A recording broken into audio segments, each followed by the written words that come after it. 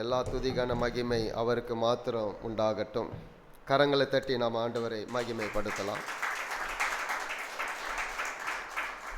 வேத வார்த்தைக்கு நாம் போவோம்.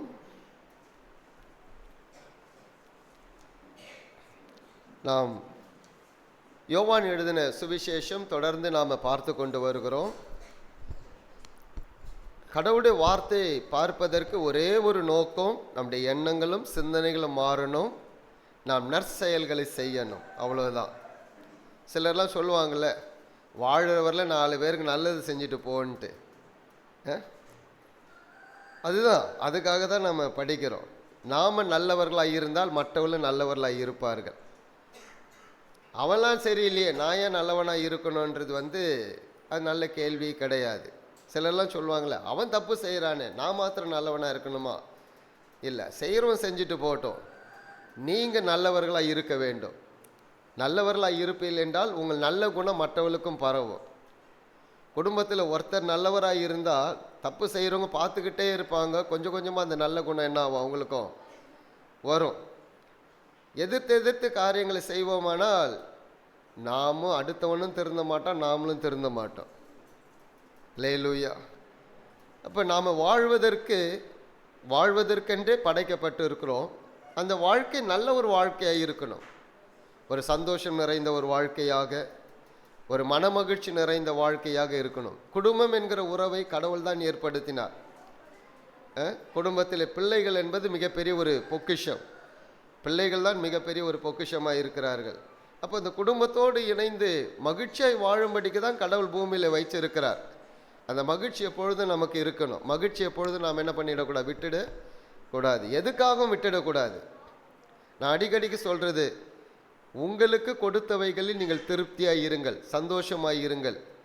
அடுத்தவனை பார்த்து என்ன பண்ணாதீங்க, என்ன சொல்லுவாங்க, வயிறு எரியாதுன்னு சொல்லுவாங்கல்ல. ஆமாம், அடுத்தவனை பார்த்து நம்முடைய வாழ்க்கையை என்ன பண்ண தீர்மானிக்க கூடாது.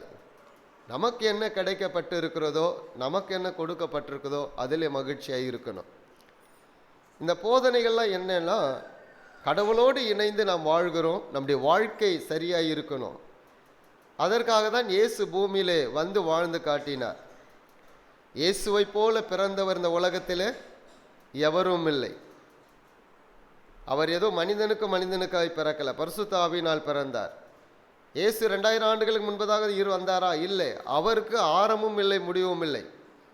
கடவுள் பூமியில் மனிதனாய் பிறந்தார், மனு அவதாரம் எடுத்தார். அவரை போல பிறந்தவர் ஒருவரும் இல்லை, அவரை போல பேசினவர் ஒருவரும் இல்லை. அவருடைய பேச்செல்லாம் பார்த்தீங்கன்னா கேட்டுக்கிட்டே இருக்கலாம், அவ்வளோ விஷயங்கள் எழுதியிருக்காங்க. சின்ன சின்ன கதையின் மூலமாக வாழ்க்கையை விளக்கி காண்பிப்பார். சின்ன சின்ன கதையை, நிறைய கதைகளை சொல்லியிருக்கார். நமக்கு ஒரு 40 கதைகள் இங்கே இருக்குது. நிறைய கதைகளை சொல்லி வாழ்க்கை இப்படி தான் வாழணும் என்று வாழ்ந்து காட்டியிருக்கார், பேசியிருக்கார். அவரை போல போதித்தவர் எவரும் இல்லை, அவரை போல வாழ்ந்தவர் எவரும் இல்லை. யாருக்கும் தீமை செய்யவில்லை. ஒரு மனிதன் வாழ வேண்டும் என்றால் இப்படி தான் வாழணும்னு வாழ்ந்து காட்டினார். தீமை செய்தவர்களுக்கும் நன்மை செய்யுங்கள், இதுதான் அவருடைய வாழ்க்கை. தீமை செய்தவர்களுக்கும் நன்மை செய்யுங்கள். நம்முடைய பிலாசபி என்ன, அவன் ஒரு தீமை செஞ்சால் நான் 2 செஞ்சு காமிப்பேன் அப்படின்னு நாம் நினைப்போம். ஆனால் தீமை செஞ்சவங்களுக்கு நீ நன்மை செஞ்சீங்கன்னா அவங்களுக்கு வெட்கமாக இருக்கும். அது மாற்றங்கள் வரும் அவங்களுக்கு. தீமை செய்யறதுனால நம்ம எதிர் தீமை செஞ்சுக்கிட்டு இப்படியே இருந்துச்சுன்னா என்ன ஆகும், ஒருத்தனுக்கு ஒருத்தன் விரோதமாக இருந்து ஒருத்தர் கொலை செய்யக்கூடிய அளவுக்கு வந்துடும். ஆனால் தீமை செய்கிறவர்களுக்கு நன்மை செய்யுங்கள் என்பதுதான் அவர் கற்றுக் கொடுத்தது. அப்போ அந்த நன்மை செய்யும் பொழுது தீமை செய்தவனா என்ன பண்ணுவான், மாறுவான். அப்படிதான் அவர் வாழ்ந்து காட்டினார். அவரை போல மரித்தவர் எவரும் இல்லை. அவருக்கு மரணமே கிடையாது. சிலுவையில் அறைஞ்சதுனால அவர் செத்து போயிட்டாரா? இல்லை, அவர் தான் ஜீவனை விட்டார். மரித்தோரிலிருந்து 3ஆம் நாள் உயிரோடு எழுந்தார். அவரை போல உயிர் தெழுந்தவர் எவரும் இல்லை. எனவே தான் அவரை குறித்து நாம் படிக்கிறோம், அவருடைய காரியங்களை படிக்கிறோம். இந்த வேதத்தில் இருக்கக்கூடிய வாழ்க்கை முறைக்குரிய அத்தனை போதனைகளும் இந்த உலகத்தில் எந்த புஸ்தகங்களை தேடினாலும் கிடைக்காது. இதுதான் வெறும் மிக முக்கியமான ஒரு உன்னதமான புஸ்தகம். உலகத்திலே மிகவும் அதிகமாய் அச்சடிக்கப்பட்ட புஸ்தகமும் இதான். முதல் முறை அச்சடிக்கப்பட்ட புஸ்தகமும் வேதாகமும் தான். வேத வார்த்தைகள் யாருக்கு என்றால் மனுஷனுடைய வாழ்க்கை, மனுஷன் இப்படி வாழ வேண்டும் என்பதற்காக தான். அவரே வந்து வாழ்ந்து காட்டினார். நிறைய போதனைகள் நமக்கு கொடுத்திருக்கிறார். நாம் நல்லவர்களாய் வாழ வேண்டும் என்பதுதான் அவருடைய விருப்பம். மற்றவர்களுக்கு நல்லவைகளை செய்ய வேண்டும் என்பதுதான் அவருடைய விருப்பம். அவரோடு இணைந்து நாம் வாழ வேண்டும், அவ்வளவுதான். எல்லாரும் இன்றைக்கு எங்கெங்கோ கடவுள்களை தேடிக்கொண்டு போயிருக்க, கடவுள் மனிதனை தேடி வந்தார் பாருங்க. அதான் கிறிஸ்மஸ்.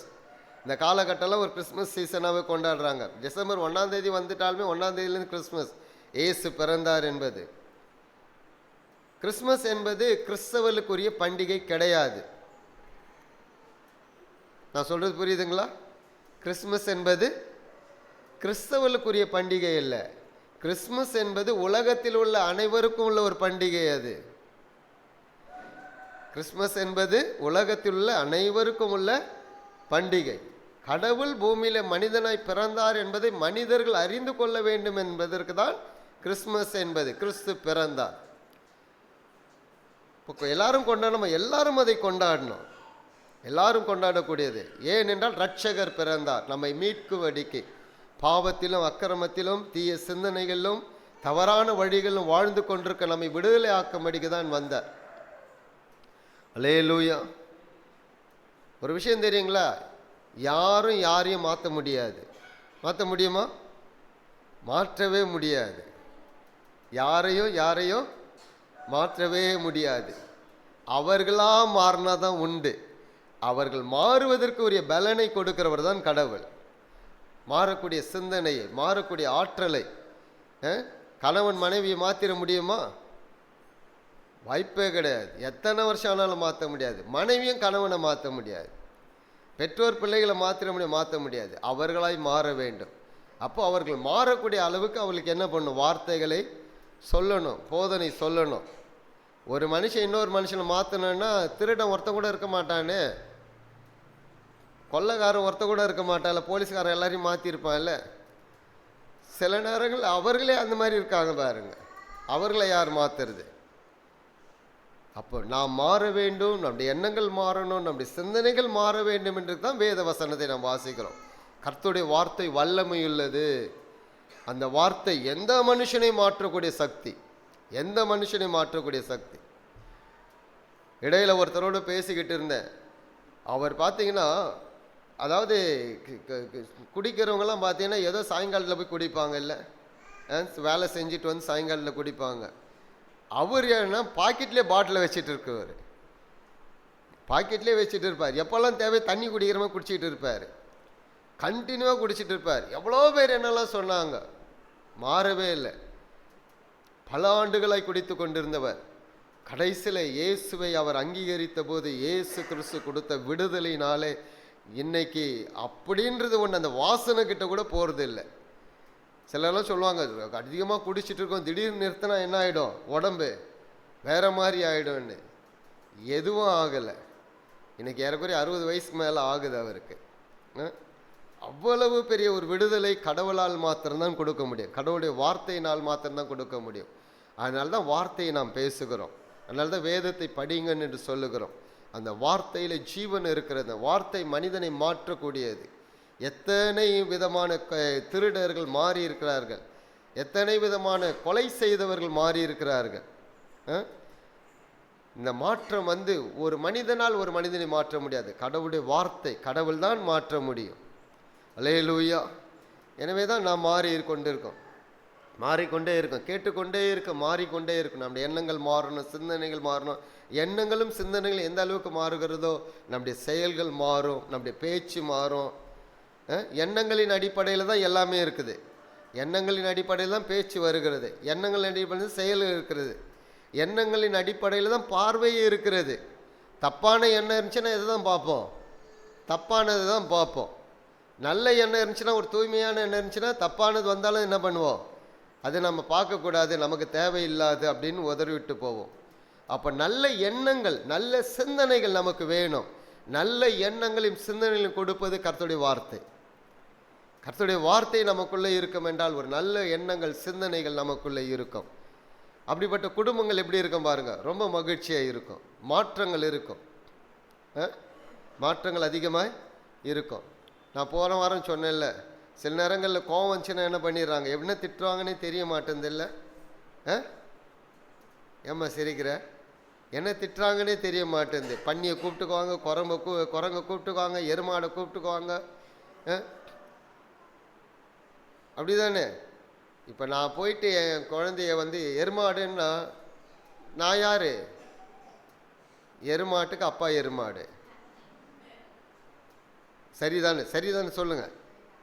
நீங்க என்ன சொல்லி கூப்பிடுறீங்களோ அதுவாய் நீங்கள் இருக்கிறபடினால்தான் நீங்க கூப்பிடுறீங்க. குழந்தை எருமாடு அப்படின்னும் போது எருமாடு கூப்பிடுதுன்னு அர்த்தம். பன்னியேன்னா பன்னியை கூப்பிடுதுன்னு அர்த்தம். அதை புரிஞ்சுக்கிட்டீங்கன்னா நல்லது. இனி கூப்பிட மாட்டீங்க. சில பசங்கள்லாம் திட்டிக்குவாங்க பாருங்க, ஒன்னோட ஒன்று. பார்த்துருக்கீங்களா? பெரிய பண்ணி சின்ன பண்ணியை திட்டம், சின்ன பண்ணி சில நேரம் பெரிய பண்ணியை திட்டம். எதுக்கு அதெல்லாம்? கடவுளுடைய படைப்பு எப்படி இருக்குது தெரியுமா? உங்களுடைய இருதயத்தை பார்த்துருக்கீங்களா? உங்களுடைய கிட்னியை பார்த்துருக்கீங்களா? என்னெல்லாம் வேலை செய்யுதுன்னு தெரியுமா? எவ்வளோ அற்புதமாக வேலை செய்யுது. நீங்கள் எவ்வளோ அற்புதமானவர்கள். உங்களுக்கு நீங்கள் அழகானவர்கள், உங்களுக்கு நீங்கள் சிறந்தவர்கள். உங்களை குறைச்சி பேச முடியுமா? அப்போ உங்களை குறைத்து ஒருவர் பேச முடியாது என்றால் நீங்கள் மற்றவர்களை குறைத்து பேசக்கூடாது. அல்லேலூயா. இதெல்லாம் மாற்றம். இந்த மாற்றத்துக்காக தான் வேதத்தை வாசிக்கிறோம். இந்த மாற்றங்கள் நமக்கு வரணும். கோபம் கொண்டாலும் பாவம் செய்யாதிருங்கன்னு இருக்கு. கோபம் கொண்டு எடுத்து கத்தியால் குத்துறது மாத்திரம் பாவம் இல்லை. கோபம் கொண்டு பேசக்கூடிய அத்தனை வார்த்தைகளும் பாவம்தான்.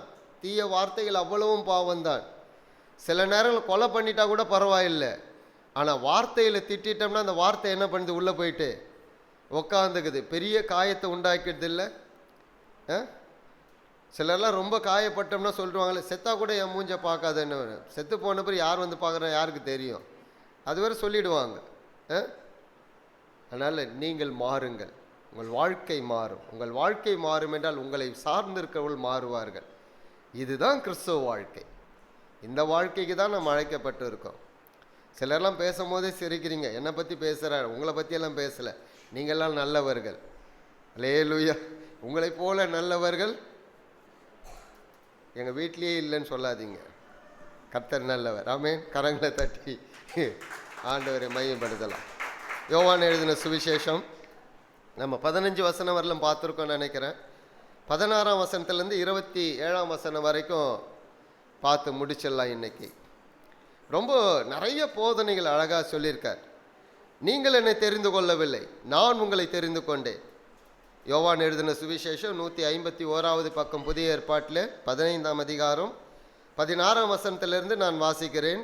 நீங்கள் என்னை தெரிந்து கொள்ளவில்லை, நான் உங்களை தெரிந்து கொண்டேன். நீங்கள் என் நாமத்தினாலே பிதாவை கேட்டுக்கொள்வது எதுவோ அதை அவர் உங்களுக்கு கொடுக்கத்தக்கதாக நீங்கள் போய் கனி கொடுக்கும்படி உங்கள் கனி நிலைத்திருக்கும்படிக்கும் நான் உங்களை ஏற்படுத்தினேன். நீங்கள் ஒருவரில் ஒருவர் அன்பாய் இருக்க வேண்டும் என்று இவைகளை கற்பிக்கிறேன். உலகம் உங்களை பகைத்தால் உங்களை பகைக்கிறதுக்கு முன்னே என்னை பகைத்தது என்று அறியுங்கள். நீங்கள் உலகத்தாராய் இருந்தால் உலகம் தன்னுடையதை சிநேகிக்கும். நீங்கள் உலகத்தாராய் இராதபடியினாலும் நான் உங்களை உலகத்திலிருந்து தெரிந்து கொண்டபடியினாலும் உலகம் உங்களை பகைக்கிறது. ஊழியக்காரன் தன் எஜமானிலும் பெரியவன் அல்ல என்று நான் உங்களுக்கு சொன்ன வார்த்தையை நினைத்து கொள்ளுங்கள். அவர்கள் என்னை துன்பப்படுத்துதுண்டானால் உங்களையும் துன்பப்படுத்துவார்கள். அவர்கள் என் வசனத்தை கை கொண்டனால் உங்கள் வசனத்தையும் கை கொள்வார்கள். அவர்கள் என்னை அனுப்பினவரை அறியாதபடியினாலே என் நாமத்தின் நிமித்தம் இவைகளெல்லாம் உங்களுக்கு செய்வார்கள்.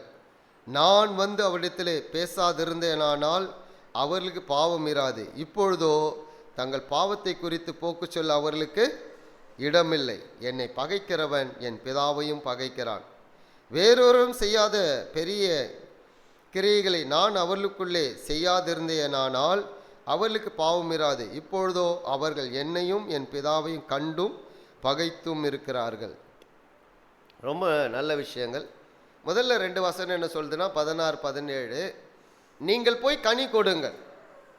நீங்கள் போய் என்ன பண்ணுங்க? கனி கொடுங்கள். நீங்கள் கனி கொடுப்பீர்கள் என்றால் நீங்கள் ஒருவரில் ஒருவர் அன்பாய் இருப்பீர்கள். நீங்கள் ஒருவரில் ஒருவர் அன்பாய் இருக்க வேண்டும் என்பதற்காகவே நீங்கள் போய் கனி கொடுங்கள் என்று சொல்லுகிறேன். இதை தான் சொல்லுகிறார். இந்த வசனத்தை மாற்றி படிச்சிங்கன்னா தெரியும். நீங்கள் ஒருவரில் ஒருவர் அன்பாய் இருக்க வேண்டும் என்று இவைகளை உங்களுக்கு கற்பிக்கிறேன். எவைகளை கற்பிக்கிறேன்? நீங்கள் என்னை தெரிந்து கொள்ளவில்லை, நான் உங்களை தெரிந்து கொண்டிருக்கேன். எதற்காக நான் உங்களை தெரிந்து கொண்டிருக்கேன்? என்னுடைய வார்த்தைகளை கேட்டு கீழ்ப்படிவில் என்றால் நீங்கள் நல்ல கனிகளை கொடுப்பீர்கள். கனி என்று உருவகமாக சொல்லுகிறார். ஒரு மரம் நல்ல மரம் என்று எதனால நாம் சொல்லுவோம்? நல்ல கனிகள் அந்த மரத்தில் இருந்துச்சுன்னா நல்ல மரம்னு சொல்லுவோம்ல. ஒரு மாமரம் என்று வைத்து கொள்ளுங்கள். அதனுடைய காலத்திலே 12 மாதமும் கனி கொடுக்காது. அதுக்குன்னு ஒரு காலம் இருக்குது. மாங்காய் மரத்துக்கு ஒரு காலம் இருக்குது. அந்த காலகட்டத்திலே அது நல்ல கனிகள் வந்துச்சுன்னா அந்த மரத்தை பார்த்துன்னு சொல்லுவோம், நல்ல கனி கொடுக்குற மரம், நல்ல காய் கொடுக்குற மரம்னு சொல்லுவோம். ஒருவேளை அந்த சீசன் டைமில் அதோடைய காலகட்டத்தில் வெறும் பூவை பூத்துட்டு இலை இருந்து கொட்டி போயிடுச்சு, மாங்காயே வரல, பழமே வரலன்னா என்ன சொல்லுவோம்? இந்த மரம் வேஸ்ட்டு, இது கனி கொடுக்காத மரம். என்ன தான் பண்ணுவோம்? 2 வருஷம் 3 வருஷம் பார்த்துட்டு இதை வெட்டிடலாம் இந்த மரத்தை. நல்ல ஒரு விவசாயியாக இருந்தான்னு சொல்லுவார், இது நிலத்தையும் கெடுக்கும், இந்த மரம் கனி கொடுக்கலன்னா இந்த மரம் என்ன பண்ணும்? நிலத்தையும் கெடுக்கும். இது வெட்டினாலும் ஏதாவது என்ன பண்ணலாம்? அடுப்புக்கு எரிக்கிறதுக்காவது மற்றதுக்காக உதவுன்னு சொல்லுவாங்க. அதுபோல தான் மனிதனுடைய வாழ்க்கையும். மனிதனுடைய வாழ்க்கை எப்படிப்பட்ட வாழ்க்கை இருக்கலாம்? கனி கொடுக்கிற வாழ்க்கை. கனி கொடுக்கிற வாழ்க்கை என்றால் நற்செயல்களை செய்யக்கூடிய ஒரு வாழ்க்கை, நல்ல காரியங்களை செய்யக்கூடிய ஒரு வாழ்க்கை. அப்போ நல்ல காரியங்களை செய்வோம் என்றால் அன்று சொல்ற, நீங்கள் ஒருவரில் ஒருவர் அன்பாய் இருக்கிறீர்கள் என்பதை அறிந்து கொள்ள முடியும்.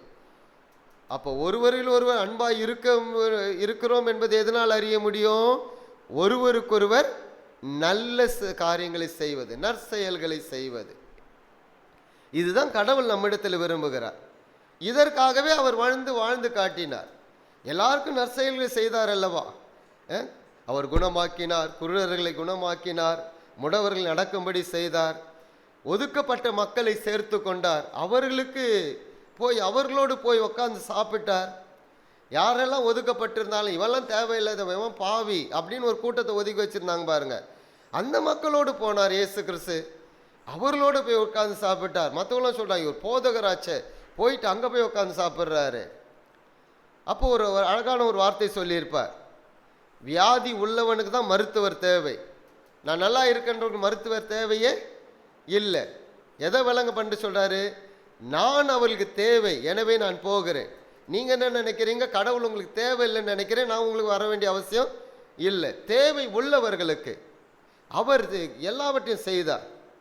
எந்த அளவுக்கு மக்களை நேசிக்க முடியுமோ அந்த அளவுக்கு நேசித்தார். அவருடைய நேசம் எப்படிப்பட்டது என்பதை கடைசியாக மக்களுக்காகவே மரித்தார், அவளுக்காக ரத்தம் சிந்தினார். அவருடைய பாவங்களுக்கு அக்கிரமங்களுக்காக இயேசுவின் ரத்தம் சிந்தப்பட்டது. அப்போ நற்செயல்களை செய்ய வேண்டும். இந்த உலகத்தில் நாம் எத்தனை ஆண்டுகள் வாழ்வோன்னு நினைப்பீங்க? சொல்லுங்க பார்க்கலாம். நீங்கள் இன்னொரு 10 ஆண்டு நம்ம வாழ்ந்துட முடியுமா? நாளைக்கு ஒரு பெரிய பூகம்பம் வராதுன்னு யாருக்கு தெரியுது? 20 ஆண்டு வாழ்ந்துட முடியுமா? சொல்ல முடியாது. இங்கே நான் நிற்கிற ஆள் நாளைக்கு கண்ணு விழிச்சா பெரிய சந்தோஷம். அதுதான் மனுஷனுடைய வாழ்க்கையே. அப்போ இன்னைக்கு நாம் என்ன செய்யணுமோ நல்லதை செய்யணும். இன்னைக்கு நாம் மற்றவர்களை காயப்படுத்தக்கூடாது, வார்த்தையினாலேயோ செயல்களினாலேயோ. சிலர்லாம் வார்த்தையும் செயல்களும் கூட இல்லை, பாவனையில் காயப்படுத்துவாங்க, தெரியுமா? பார்த்துருக்கீங்களா? பாவனையில் நிறைய கணவர்கள்லாம் அதில் அடிபட்டதெல்லாம் உண்டு. முகத்திலே இப்படி ஒரு முகத்தை இப்படி சொல்லிச்சாங்கன்னா முடிஞ்சு போயிடுச்சு. ஆஹா, அதை விட பெரிய அடி எதுவுமே இல்லை. தங்களுடைய செயல்கள் பாவனையிலே ஆக்ஷன்லேயே என்ன பண்ணிடுவாங்க? அடுத்தவர்களை காயப்படுத்துவதில் இருக்காங்க. ஏன் அதெல்லாம் நமக்கு தேவை? நல்ல செயல்களை செய்வோம், நல்லவர்களை வாழுவோம். நல்லவன் என்று பெயர் எடுப்பது ரொம்ப கஷ்டம், தெரியுமா? நல்லவன் உங்களை சொல்லிட்டாங்கன்னா நீங்கள் பாக்கியவான்கள். உங்கள் குடும்பத்தில் எங்கள் மனைவி போல நல்ல யாருமே இல்லைன்னா அதை விட பெரிய சந்தோஷம் வேறு யாருமே இல்லை. வெளியே இருக்கிறவங்க சொல்கிறாங்களே இல்லையா, மனைவி என் கணவனை போல ஒரு நல்ல கணவன் இல்லை, அல்லது என்று பிள்ளைகளை போல ஒரு நல்ல பிள்ளைகள் இல்லை, குடும்பத்தில் சொல்லிட்டா போதும், வெளியே சொல்ல வேண்டிய அவசியமே இல்லை. பிள்ளைகள் எங்களுடைய பெற்றோரை போல ஒரு நல்ல பெற்றோர் யாருமே கிடையாது அப்படின்னு சொன்னாங்கன்னா அதை விட மகிழ்ச்சி வேறு எதுவுமே இல்லை. சாட்சி எங்கேருந்து தான் வரணும்? குடும்பத்திலிருந்து தான் வரணும். சில குடும்பங்கள்லாம் சந்திக்கும் பொழுது அவங்க சொல்கிறது பார்த்தீங்கன்னா, கணவனை பற்றி இவ்வளோ சொல்லுவாங்க, மனைவியை பற்றி இவ்வளோ சொல்லுவாங்க. நான் கேட்குறது, பிடிச்ச நல்ல குணம்லாம் இருக்குதா அவங்க கிட்ட? கணவர்கிட்ட பிடிச்ச நல்ல குணம் இருக்கா? மனைவி கிட்ட பிடிச்ச நல்ல குணம் இருக்கா? குடும்பத்தில் எப்பொழுதும் சண்டை வருதுன்னா நீங்கள் என்ன பண்ணுங்க, நல்லது எதெல்லாம் செஞ்சுருக்காங்கன்னு யோசிங்க. மனைவி எதெல்லாம் நல்ல செஞ்சுருக்காங்கன்னு யோசிங்க. பிள்ளைகள் எதெல்லாம் நல்லது செஞ்சுருக்காங்கன்னு யோசிங்க. பெற்றோர் எதெல்லாம் நல்லது செஞ்சுருக்காங்கன்னு சொல்லி கெட்டதை யோசிக்காதீங்க. நல்லது செஞ்சதை யோசித்தாலுமே எல்லாம் மாறிடும், ஒருவருக்கு ஒருவர் மாறிடும்.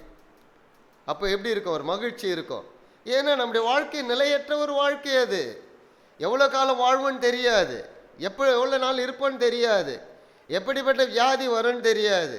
ஒரு 3 வருஷத்துக்கு முன்னாடி என்ன நடந்துச்சு இல்லை, 4 வருஷத்துக்கு முன்னாடி கோவிட்-19 19 ஆரம்பித்து, சீனாவில் ஆரம்பித்து 20ஆம் வருஷம் இங்கே வந்து ஒரு கலக்கு கலக்கி, திரும்ப 21ஆம் வருஷம் இன்னும் ஒரு கலக்கி எத்தனை பேர் போயிட்டாங்கல்ல.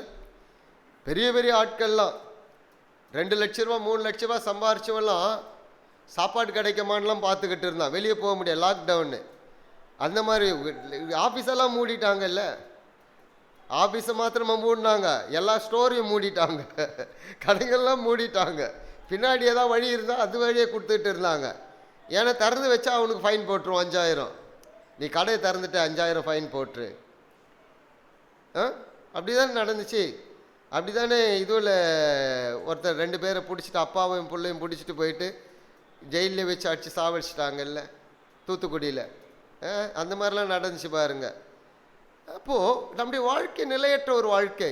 வாழறவர்கள நல்லவர்களாய் வாழ்வோமே, நல்லதை செய்வோமே. அதற்காக தான் கடவுள் நம்மை தெரிந்து கொண்டிருக்கார். நீங்கள் என்னை தெரிந்து கொள்ளவில்லை, நான் உங்களை தெரிந்து கொண்டிருக்கேன். தெரிந்து கொண்டது நோக்கம் என்ன? அவரை போல வாழ வேண்டும். அவர் எந்த அளவுக்கு நற்செயல்களை செய்தாரோ, எந்த அளவுக்கு நல்ல காரியங்களை செய்தாரோ அவரை போல வாழ வேண்டும். சமீபத்தில் ஒரு விஷயத்தை கேட்டேன். நல்ல ஒரு இந்து ஞானி, இந்து மதத்தில் ஊறினவர். அவர்கிட்ட வந்து ஒரு சீஷன் கேட்குறான். சீஷன் கேட்கும்பொழுது, குருவே நான் உன்னை பின்பற்றட்டுமான்ட்டு. அப்போ அவர் சொன்ன பதில் ரொம்ப நல்ல ஒரு பதில். ஆர் ஸ்டான்லி, ஒரு பைபிள் டீச்சர், அவர் தன்னுடைய இதுவில் சொல்லியிருந்தார். அவர் சொல்கிறாரு, அந்த பதிலை என்ன சொல்கிறாருன்னா, நீ என்னையெல்லாம் பின்பற்றாதே, எனக்குள்ளும் பல குறைகள் உண்டு, 1000 குறைகளோடு தான் நான் வாழ்ந்து கொண்டிருக்கேன். நீ பின்பற்றக்கூடிய ஒரு நல்ல நபர் ஒருவர் உண்டு என்றால் இந்த உலகத்திலே மிக சிறந்தவர் இயேசு என்கிற நபர் மாத்திரம்தான்ட்டார். இந்து மதத்தை சார்ந்தவர், அவ்வளவு ஸ்ட்ராங்காக இருக்கக்கூடியவர். அவர் சொன்ன ஒரு வார்த்தை, யாரும் இல்லை ராதாகிருஷ்ணன் அவர் சொன்னவர். மிகப்பெரிய படிப்பு படித்தவர் அவர். அப்போ அவரை போல வாழும்படி தான் அழைக்கப்பட்டிருக்கோம். தீமை செய்தவர்களுக்கு நன்மை செய்யக்கூடிய அப்பேற்பட்ட ஒரு கோட்பாடை சொல்லி கொடுத்தவர் இயேசு கிறிஸ்து. மனுஷன்லாம் என்ன சொல்லுவான், உனக்கு 1 செஞ்சாலாம் நீ அவனுக்கு 2 செய், உன் பலத்தை காட்டுன்னுவான். நம்முடைய பலனே என்னன்னா, மற்றவன் பேசும்போது அமைதியாக இருக்கும் பாருங்க, அதுதான் நம்முடைய பலன். அல்லேலூயா. அந்த பலன் நமக்கு வேணும். மற்றவன் திட்டும் பொழுது அமைதியாக இருக்கணும், காது கேட்காத மாதிரி ஊமை போல இருக்கணும். எல்லாம் பேசி முடிச்சிட்ட பிறகு கடவுள் நல்லவர், கடவுள் உங்களை ஆசீர்வதிப்பார்னு சொல்லி பாருங்க, அக்கினியை தூக்கி அவன் தலை மேலே போட்ட மாதிரி இருக்கும். இதுதான் நல்லதை செய்வது. நற்செயல்களை செய்யுங்கள். அதற்காக தான் நீங்கள் தெரிந்து கொள்ளப்பட்டிருக்கீர்கள். நீங்கள் ஏன் கடவுள் உங்களை அழைச்சிருக்கார்? ஏன் நாம் கிறிஸ்தவலை வாழ்கிறோம்? கிறிஸ்தவம் என்பது ஒரு மதம் அல்ல, கிறிஸ்தவம் என்பது வாழ்க்கை முறை. அது வாழ்க்கை முறை. கடவுள் நம்மை படைத்தார், படைத்த கடவுள் நமக்காக வந்தார். அவர் எப்படி நல்லவர்களாக இருக்க வேண்டும் படைத்தார், அதே நல்லவர்களாய் மாற வேண்டும் என்பதால் நம்மை தெரிந்து கொண்டிருக்கார். அதனால நீங்கள் என்னை தெரிந்து கொள்ளவில்லை, நான் உங்களை தெரிந்து கொண்டிருக்கேன். நீங்கள் போய் கனி கொடுங்கள், நற்செயல்களை செய்யுங்கள், நல்லவர்களாய் வாழுங்கள். 4 பேர் உங்கள் வாழ்க்கையை பார்த்து பின்பற்றட்டும். நீங்கள் நல்லவர்களாய் வாழ்ந்தீங்கன்னா உங்களை பார்த்து பின்பற்றுவாங்கல்ல, பக்கத்து வீட்டில் சொல்லுவாங்கல்ல, அவங்கள போல நல்லவன் யாரும் இல்லை, அவங்கள போல நல்ல வார்த்தைகள் சொல்கிறவங்க யாரும் இல்லை, அவங்கள போல உதவி செய்கிறவங்க யாரும் இல்லை. பசியாக இருந்தால் உடனே உதவி செய்வார்கள், தேவைன்னா உடனே வந்து உதவி செய்வார்கள். இந்த ஒரு குணம் தான் நமக்கு தேவை. அடுத்தவனுக்கிட்ட பிடுங்கி வாழறது கிறிஸ்தவ வாழ்க்கை இல்லை, அது கிறிஸ்தவ பண்பாடே கிடையாது, அந்த ஒரு வாழ்க்கை முறையே கிடையாது. இருப்பதை வைத்து பகிர்ந்து கொண்டு சாப்பிடுகிறோம் பாருங்கள், அதுதான் கிறிஸ்தவ வாழ்க்கை. அல்லேலூயா. நீங்கள் கனி கொடுங்கள். நீங்கள் கனி கொடுப்பீர்கள் என்றால் எப்படி தெரியும்? நீங்கள் ஒருவரில் ஒருவர் அன்பாய் இருக்கிறீர்கள். நீங்கள் ஒருவரில் அன்பாய் இருப்பீர்கள் என்றால் நீங்கள் நற்செயல்களை செய்கிறீர்கள். அல்லேலூயா. உறவுகள் நமக்கு மிக முக்கியங்க. உறவுகளை நாம் பகைத்து கொள்ளக்கூடாது. உறவுகள் என்பது மிக முக்கியம். நமக்கு ஒரு உதவி என்றால் உறவுகள் தான் உண்டு. சொந்தக்காரர்கள் மாத்திரம் உறவுகள் அல்ல, எல்லா நண்பர்களும் நமக்கு உறவுகள், எல்லாரும் நமக்கு உறவுகள். அந்த உறவுகளை நாம் நேசிக்க வேண்டும். அவன் நாஸ்திகனாய் இருக்கலாம், அவன் முஸ்லீமாய் இருக்கலாம், அவன் இந்துவாய் இருக்கலாம். நாம் நேசிக்கப்படக்கூடியவர்கள் எல்லாரும். நாம் நேசிப்போம் என்றால் நம்முடைய நற்செயல்களை அவர்கள் அறிந்து கொள்வார்கள், நம்முடைய கடவுளை அவர் அறிந்து கொள்வார்கள், நம்மை ஏற்றுக்கொள்வார்கள். நம்மை ஏற்றுக்கொண்டால் நம்மை அனுப்பினவரை ஏற்றுக்கொள்வார்கள். இவ்வளவுதான் விஷயம். அல்லேலூயா. சொல்லிட்டு என்ன சொல்றார் பாருங்க, உலகம் உங்களை பகைத்தால் உங்களை பகைக்கிறதுக்கு முன்னே என்னை பகைத்தது என்று அறியுங்கள். நீங்கள் உலகத்தாராய் இருந்தால் உலகம் தன்னுடைய சிநேகிக்கும். நீங்கள் உலகத்தாராய் இராதபடியினால் நான் உலகத்திலிருந்து தெரிந்து கொண்டபடினாலும் உலகம் உங்களை பகைக்கிறது. உலகத்தாராய் இராதீர்கள் அப்படின்னு சொல்றாரு. அப்படின்னா என்ன அர்த்தம் சொல்லுங்க? உலகத்தாராய் இருக்கக்கூடாது அப்படின்னு சொல்லுங்க. உங்களுக்கு தெரிஞ்சது சொல்லுங்க. சொல்லுமா ஜாய்ஸ், பக்கத்தில் ஸ்டெல்லா, சலோமி, பின்னாடி அழகான பிரீத்தி. பிரீத்தி அழகா இருக்குன்னா சாமுக்கு எவ்வளோ சிரிப்பு பாருங்க. லேலுயா. இன்னொருத்தர் யோசிக்கிறார், தான் மனைவியை சொல்லி அப்படின்ட்டு. என்ன உலகத்தாராயிராதுங்க அப்படின்னா என்ன அர்த்தம் சொல்லுங்க?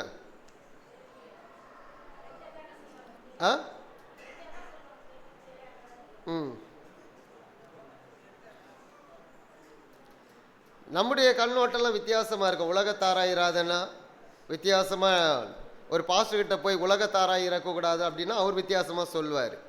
உலகத்தாராய் இராதீர்கள் அப்படின்னா என்ன அர்த்தம்னா, கெட்ட வழியில தீய வழியில நீங்கள் நடக்காதீர்கள், அவ்வளவுதான், முடிஞ்சு போயிடுச்சு. தீய வழின்னா என்ன?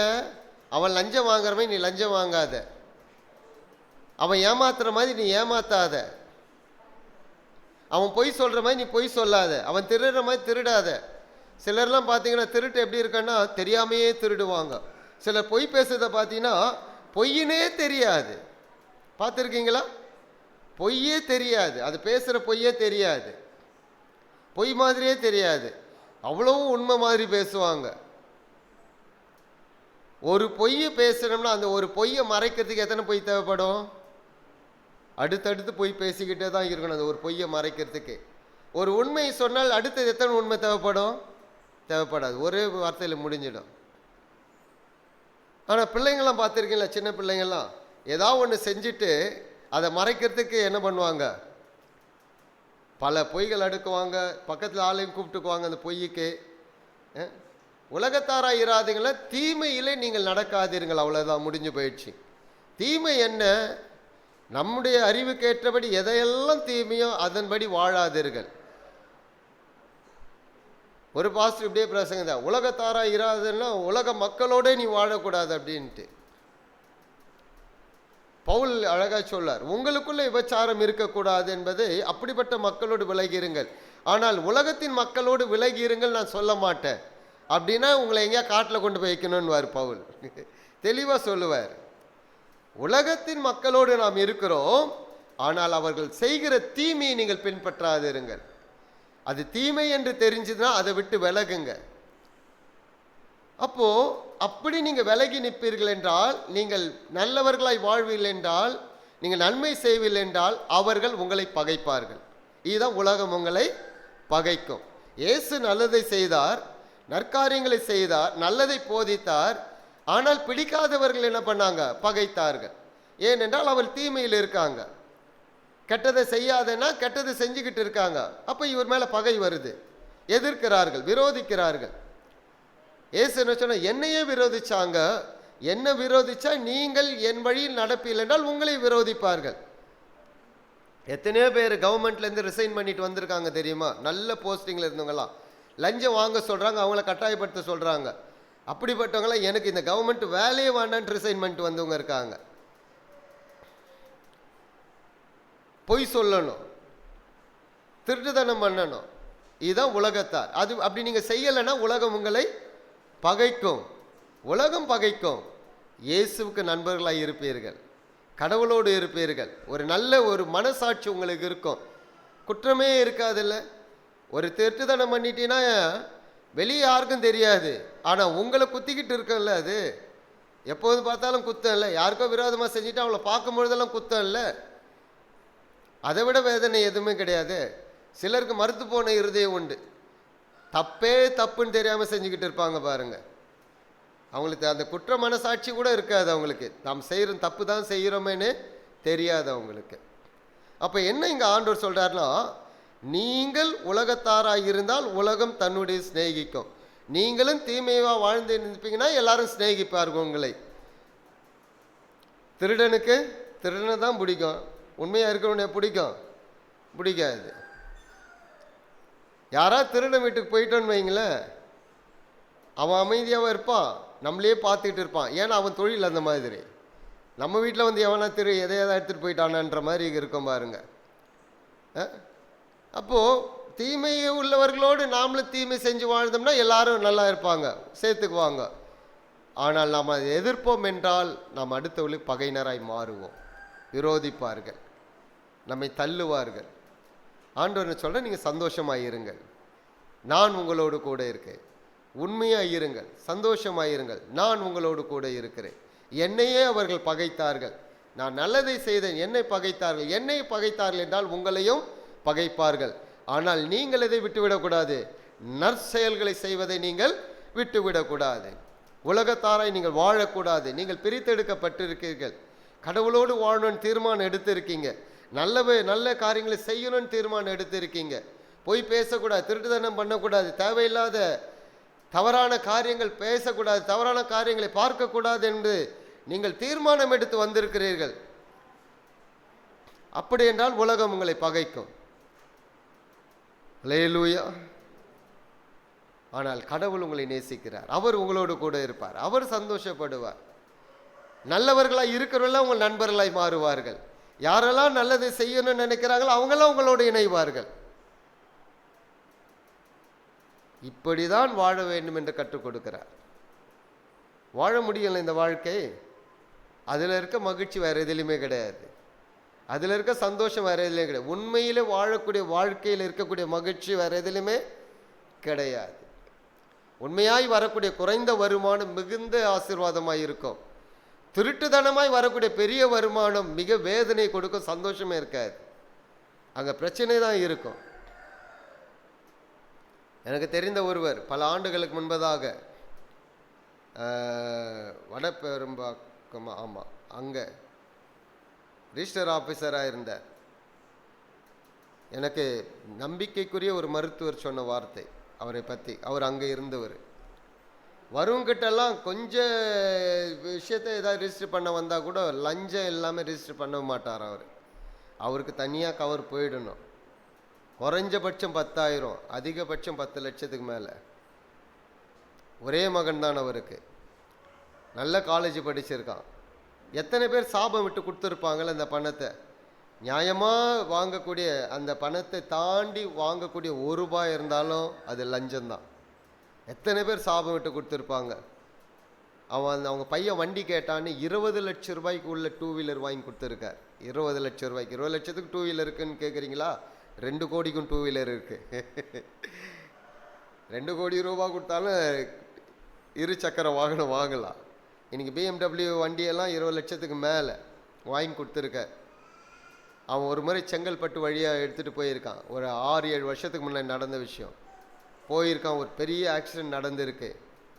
ஆக்சிடெண்ட்டில் அந்த பையனுடைய ஒரு முகம் கூட எடுக்க முடியல.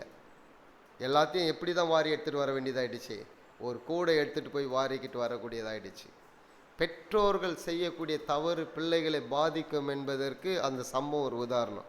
நடந்த சம்பவம். அதனால் நம்முடைய வாழ்க்கை என்பது அடுத்தவங்கிட்ட நாம் சண்டை போட்டு வாங்கலாம். அது தப்பாக இருந்துச்சுன்னா வாங்க வேண்டாம். அதனால் நம்முடைய வயிறு நிறைய போகிறது கிடையாது. இருப்பதிலே மகிழ்ச்சியாக இருப்போம் என்றால் நாம் நற்கிரிகளை செய்கிறவர்களாக இருப்போம். அதிக ஆசைப்பட்டால் தானே பிரச்சனை. சிலருக்கெல்லாம் பார்த்தீங்கன்னா அடுத்தவனை பார்த்தே ஆசைப்பட்டுருவாங்க. அதனால தான் நான் அடிக்கடிக்கு சொல்கிறது, அடுத்தவர்களை பார்த்து வாழாதீங்க, உங்களை பார்த்து நீங்கள் வாழுங்கள். உங்களுக்கு என்ன இருக்குதோ அதில் நீங்கள் மகிழ்ச்சியாக இருங்கள். ஆசையை மாத்திரம் வளர விட்டுறாதீங்க. தேவை உண்டென்றால் வாங்கலாம். ஆசைக்காக வாங்கி வச்சு அது மூலில் கிடக்கிறது வேஸ்ட்டு தானே எல்லாமே. ஆசைக்காகலாம் வாங்கக்கூடாது. தேவை உண்டு என்றால் வாங்க, அது நெசசரி, அது தேவை அப்படி என்றால் வாங்கலாம். கடன் வாங்கி வாங்கணும்னு அவசியமே இருக்கக்கூடாது. கடன் நம்ம கவலை உண்டு பண்ணிடும். கடன் கொடுக்கணுமேன்ற ஒரு பிரச்சனை வந்துடும். எத்தனை பேர் அப்படி மாட்டிக்கிட்டு கவலையில் சிக்கிக்கிட்டு இருக்காங்க தெரியுமா?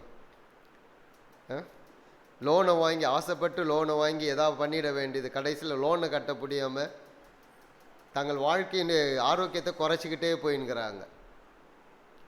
இருப்பதில் மகிழ்ச்சியாக இருப்போம், நல்லதை செய்வோம், உண்மையில் வாழ்வோம். அந்த உண்மையில் வாழ்வோம் என்றால் அதை விட மகிழ்ச்சி இந்த உலகத்தில் வேறு எதுவும் கிடையாது. அதை தான் பற்றி பேசிக்கிட்டு வர. இதுதான் இயேசுடைய போதனைகள், வாழ்க்கை முறைக்குரிய போதனைகள்.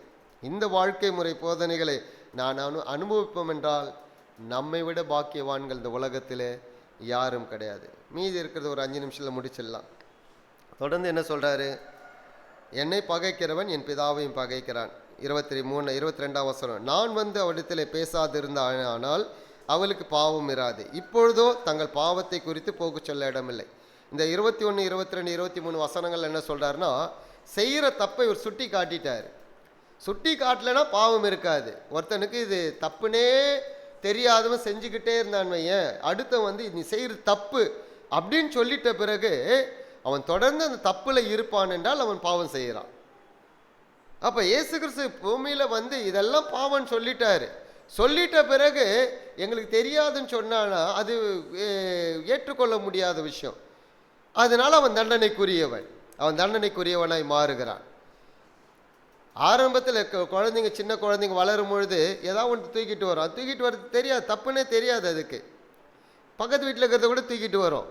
தூக்கிட்டு வர தப்புன்னு தெரியாது. அப்போ நாம் சொல்லணும், இது அந்த வீட்டுது, இதை நீ கொண்டு வரக்கூடாது, இது தப்பு அப்படின்னு அந்த குழந்தைகிட்டே கொடுத்து கொண்டு போயிட்டு வர சொல்லணும். அடுத்த வீட்டுதை எடுக்கக்கூடாது, இப்படி தான் சொல்லி கொடுக்கணும் ஒழுக்கங்கள். அப்போ அதுக்கு புரியும். அப்போ புரிஞ்ச பிறகு அது செய்யுதுன்னா அது தவறு செய்யுது. அப்போ அதுக்குரிய தண்டனை என்ன பண்ணோம்? கொடுத்து தான் ஆகணும். தண்டனை கொடுக்கலன்னா என்ன ஆகிடும்? அது தவறிலே வர்றதுன்னு அர்த்தம். பொதுவாகவே சண்டே ஸ்கூல் பிள்ளைங்களுக்கு ஒரு கதை சொல்லுவேன், ரொம்ப நல்ல கதை. அம்மா எப்போவுமே பையனை கூட்டிக்கிட்டு போவாங்க, சின்ன பையனை காய்கறி கடைக்கு கூட்டிக்கிட்டு போகும்போது காய்கறி வாங்கிட்டு இருக்கும்போது பையன் என்ன பண்ணுவோம், ஒரு கேரட் எடுத்து பாக்கெட்டில் போட்டுக்குவான். கடைக்காருக்கு தெரியாது, போட்டுக்கிட்டு வந்துடுவான். வீட்டுக்கு வந்த உடனே அம்மா காய்கறிலாம் எடுத்து அறியும் போது கேரட் ஒன்று எடுத்துகிட்டு வந்தேன்ட்டு, சூப்பர்ரா அப்படின்னு வாங்கி வச்சுக்கிட்டாங்க கேரட்டு.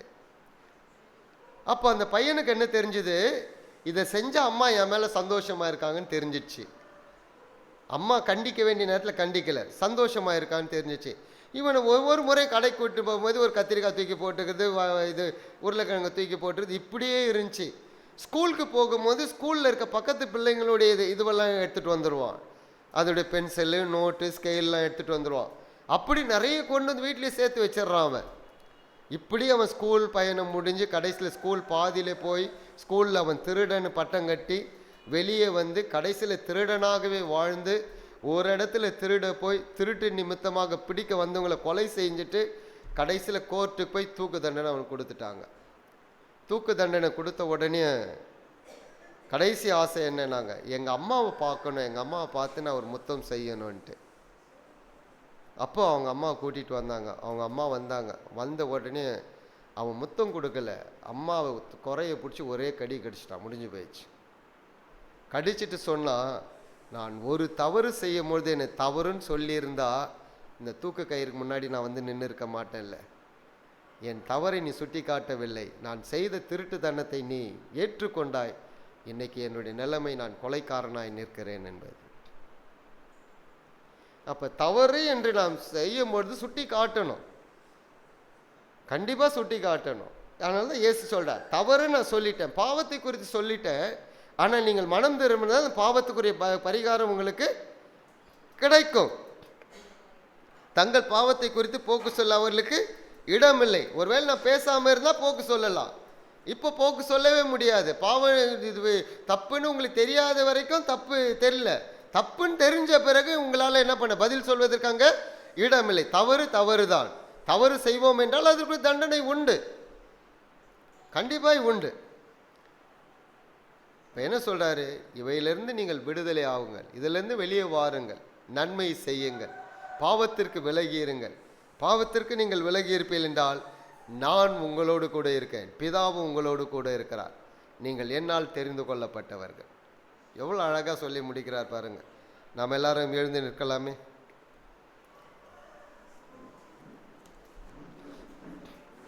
இந்த வாழ்க்கை முறைதான் நமக்கு தேவை. ஒரே ஒரு நிமிஷம் உங்களுடைய வலது கருத்தை உங்கள் நெஞ்சில் வச்சு நீங்கள் எப்படி நடக்கிறீங்கன்னு மாத்திரம் யோசிச்சு பாருங்கள். உங்களுடைய பேச்சு எப்படி இருக்குது, எல்லாரும் கண்களை மூடி உங்களை சற்று கொஞ்சம் யோசிச்சு பாருங்கள். எத்தனை பேருக்கு நீங்கள் நல்லவர்களாய் காணப்படுகிறீர்களா, அல்லது உங்களை பார்க்கவே கூடாதுன்னு நினைக்கிற மாதிரி உங்கள் வாழ்க்கை இருக்கிறதா?